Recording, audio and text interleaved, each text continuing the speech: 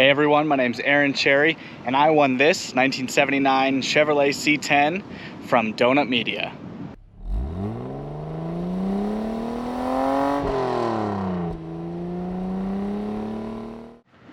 Hey everyone, welcome to my channel. My name is Aaron Cherry, and yes, I won this truck from Donut Media. And if you saw the video, you saw that I sucked some fuel from the gas line and I started a fire and I did a bunch of other things. Well, I want to show you around this truck today and welcome you to my new channel called Cherry Picking. And this channel is going to be just about cars and the projects that I have. I have way too many projects, and so I thought I'd document them here. And since this was the thing that kicked off my start to making this channel, I guess I should start with this and show you around it a little bit. And it's true, I did win this truck from Donut Media, and no, I did not have any prior friendships with any of the guys. I've never even met them before until the day that I won this truck, and I didn't even know what car I was actually going to be potentially working on until I got in the room. I had no clue. So I'm going to tell you a little bit about my experience and tell you how it all went, how it went down, and then I'll show you around this truck a bunch and do a startup for you. I'll do a truck tour and a startup, and then I'll explain what my channel is going to be and where we're going to be moving on from here on out. But first, I need to wash this truck because it's actually really dirty right now. So I'm gonna go ahead and give it a quick wash. I'll see you back here in a minute.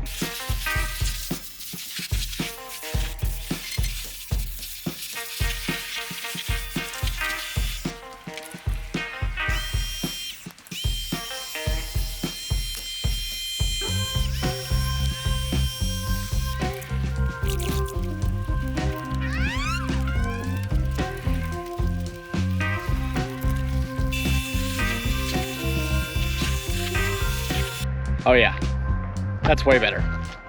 So, I'm gonna take you on a quick tour around this 1979 Chevrolet C10. It is just a C10 and it is a long bed. And I won this truck from the Donut Media Fix a Free Ride contest. And I'm gonna tell you a little bit about my experience, but first I'm just gonna show you around the truck. As you can tell, it's got a pretty nice paint job on it, and I wouldn't say it's perfect, but it is very nice, and from about a foot away, it looks awesome. There are some minor cosmetic issues. There's a few rust bubbles here and there, like in the front of the hood, and some of the paint, like there's a chip on the edge of the door right there. But overall, it's pretty good, and it looks really nice, especially in the sunlight. It's this beautiful, I believe it's Irish green or something similar to that. So I'm gonna go ahead and open up the door here, show you the interior. I did get some new parts for it, like I got a new steering, a horn button, and I did repaint and get a new clear lens for it because the one that was in there was the original one and it was very yellowed. It does have a cover on the dash pad, as you can see, and it does look very nice. It's got an aftermarket radio in it, which works pretty well. It's got Bluetooth. It's got okay door panels. That side's okay. It's got good visors. I put a new lens in there because it didn't have one. And the seat is in great condition. It's factory style cloth with the buttons, and the foam feels to be brand new.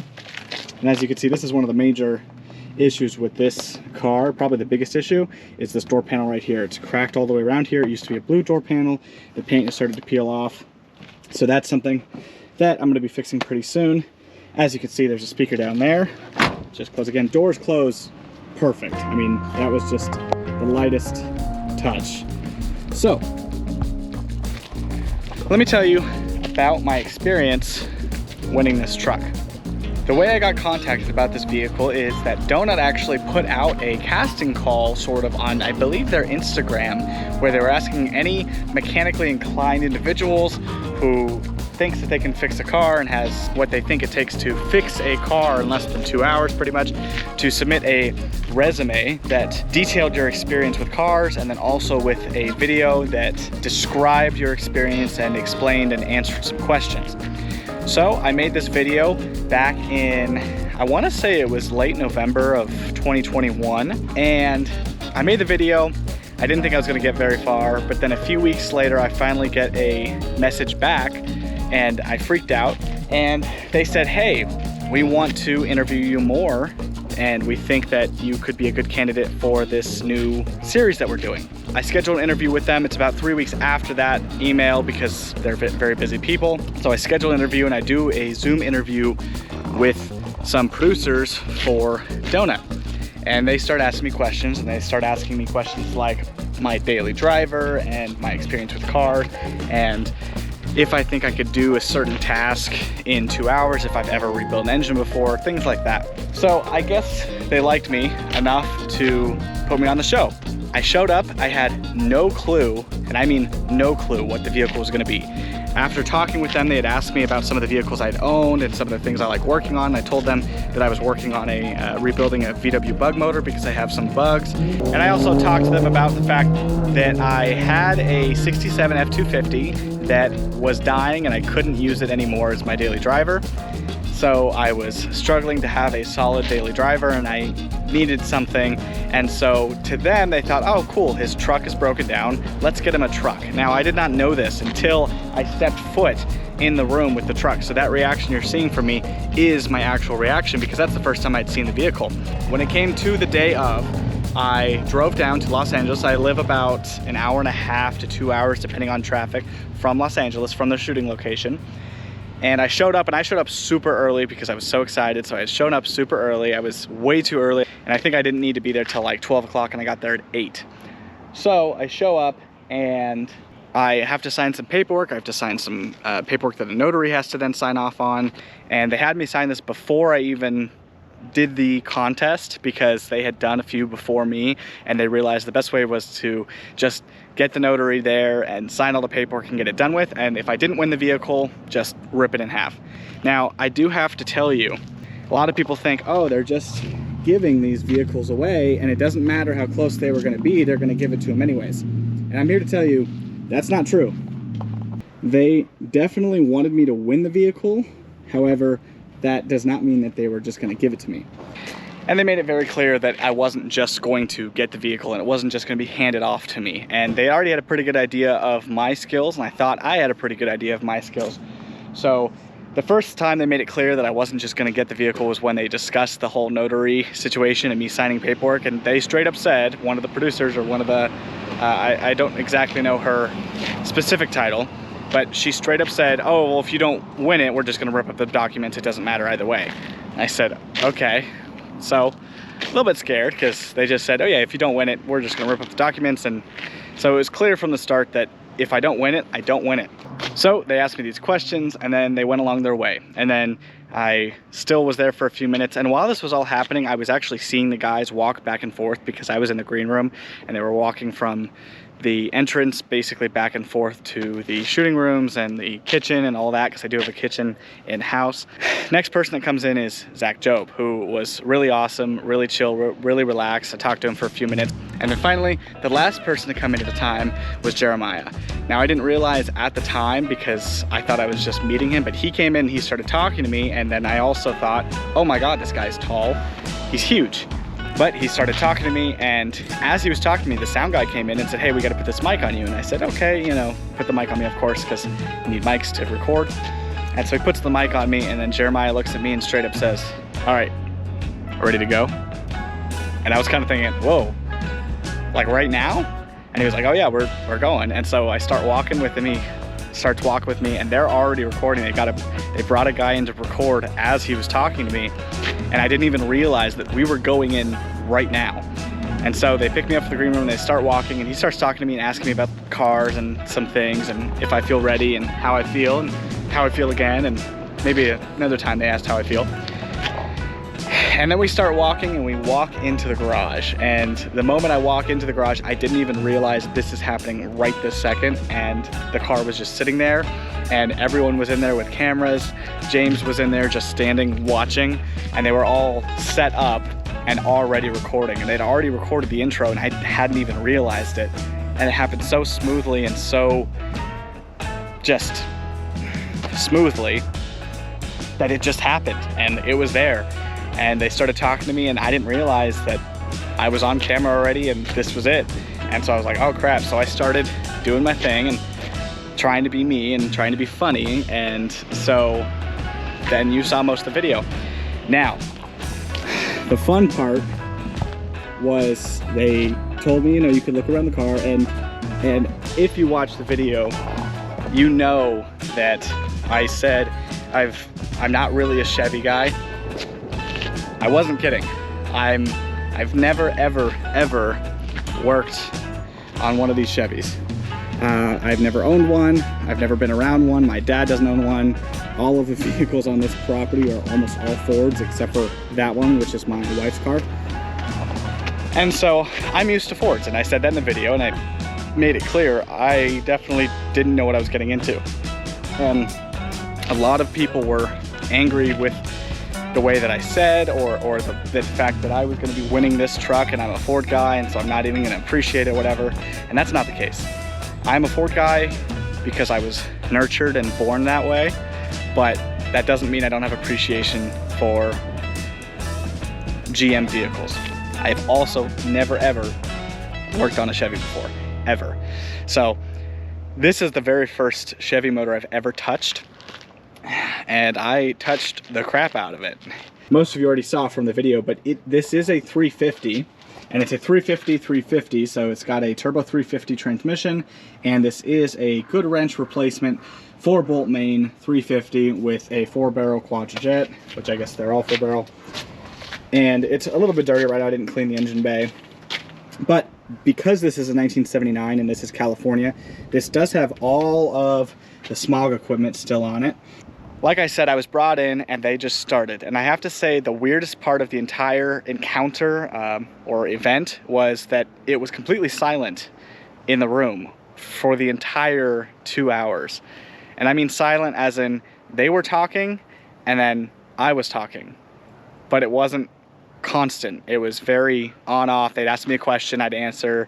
A few minutes go by, they'd ask me. It was very quiet. It was super weird. And I guess I should have expected that, but just the fact that there was no music or anything going, it was really weird for me to experience that.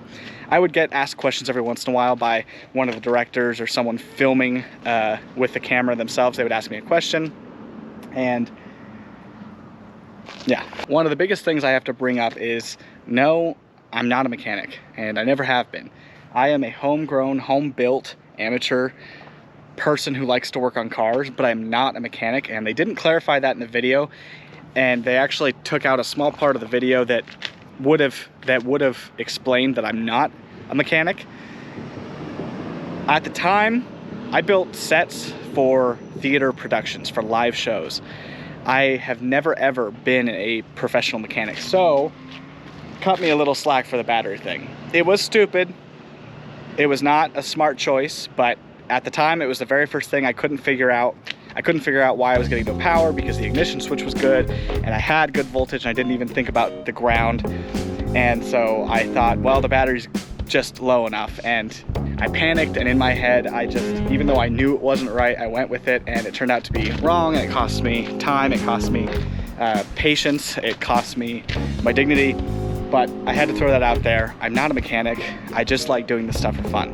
So anyways, I made that one huge fatal mistake. But for the rest of the time, nothing was too horrible.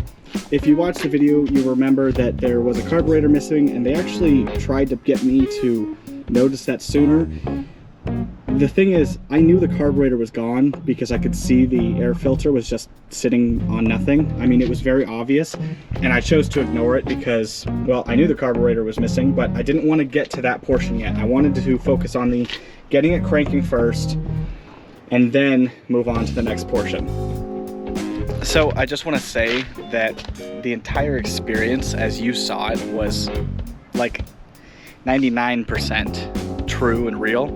I would say about the other 1%, there was a small time where the fuel pump that they had wasn't actually the right one, and so I had to readjust the hard line, and so they actually stopped the time for that and let me fix it, because it was not something that was my fault. It was not something that was necessarily their fault. It was the manufacturer, which they didn't say in the video because the video was sponsored by carparts.com, and where do you think that fuel pump came from? And it wasn't the wrong one, it was just the angle of the hard line was slightly different from the old to the new one, and so the hard line just had to be completely rebent to actually fit. So that was one of those things that They didn't show and they didn't talk about that they did stop the time temporarily, but I wasn't allowed to work on anything else, and that's all I worked on. It was 2 hours for the actual time I was allowed to work on the truck, but the total time that I was there filming was closer to 3.5 hours maybe, because of all of the hiccups that we're having. And that doesn't mean I had 3.5 hours to work on the truck. That just means that there was one problem that I then had to deal with right then and there, and it took me 20 to 30 minutes to deal with, because it was something that they couldn't predict and that I couldn't predict, and that it had nothing to do with the actual filming of it. It was just parts were wrong, or something was wrong, or the tools we had were wrong. So there was that. But like I said, it was almost 100% completely accurate and true, because I did have to fix this. I have never worked on a 350 before, or any other Chevy. I've never met the guys before. I don't even know them. I don't talk to them. I'm not their friend. And I did win this truck, and I did cry driving it home 2 hours in traffic. And now we're gonna go ahead and go inside and start the truck so you can see the inside of this truck. And don't mind the carpets. It is really dirty because I need to vacuum it out, but it is brand new carpet. So I'm just gonna get my keys out for it, which I have, and they gave me a donut low car keychain to go with it. This is the door key, and this key is the ignition key. I actually replaced the original ignition key that I believe is the original one for the truck, because the one that came with the truck, the ignition lock cylinder was actually broken. So I did replace this pretty recently, and it also had a starting problem. And I found out all the problem was that the ignition switch that's at the bottom of the column was just slid down a little bit, so the rod could not reach it. But let's go ahead and start the truck. And you see how fast that started? Yeah, it works well. This is probably one of the most reliable vehicles I've ever driven. I have never broke down in it, and I have been daily driving this truck for 7 months now, or 6 months. Well, I don't know how long it's been. I don't know, I can't do math quickly. 6 months I think is about right, maybe 7, I don't know. I'm not even gonna bother. It's been about 6 or 7 months, I don't know. But I've been dailying it every single day since I have won it. And every single item on this truck works. I have oil pressure, I have amperage, I have oil pressure, and I have temp. And obviously it's cold, but I did drive it earlier, so it's not fully cold, because normally the needle would be below the seat. And I have a fuel gauge, which is a little bit off. It actually goes past the fuel, the full level on it, but it never goes past the E. So I know when it's at empty, it is empty. Speedometer did work when I got it. It made a horrible chirping noise because it needed oil desperately. That was one of the first things I tried fixing. The radio works. It's pretty loud. It does get loud in here when I have the windows down. This truck does not have AC. It is a Scottsdale, but it is a pretty low option Scottsdale, so there's no AC. It does have power steering, power brakes, a non-tilt column, and like I said, everything works in this car. The only thing that doesn't technically work is the dome light, and the dome light itself works, but the dome light switch does not. It's off the headlight switch like most cars, but for some reason, I don't know if they're not connected. I have to look into it, but I'll close it. See how nice that door closes? It closes so nice, and you can hear with this awesome Flowmaster setup. This truck sounds good. It sounds really good. Let me rev it up for you.